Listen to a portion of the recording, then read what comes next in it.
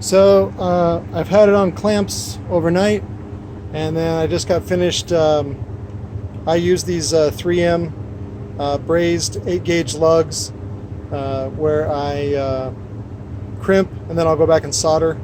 Little trick on the soldering: you can use your popsicle sticks as an insulator when you're soldering. So you just put that on there, and it'll burn the stick a little bit, but at least it won't burn the spider when you're soldering it.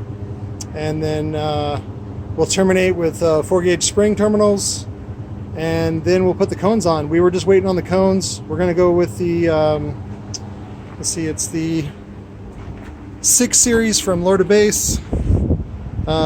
These are a little deeper than if you take the this is the 4 series. The 3 series is the 3-inch voice coil, but you can neck it out for a 4-inch, and it's a little bit shorter. Sometimes you want that. Sometimes, like on the T2s, Rockford T2s, you want a little bit deeper, and so you would use this one, which we're actually using this one on some conversions for the T2 on a TI frame. So that one will go on there, and then that's pretty much it, man.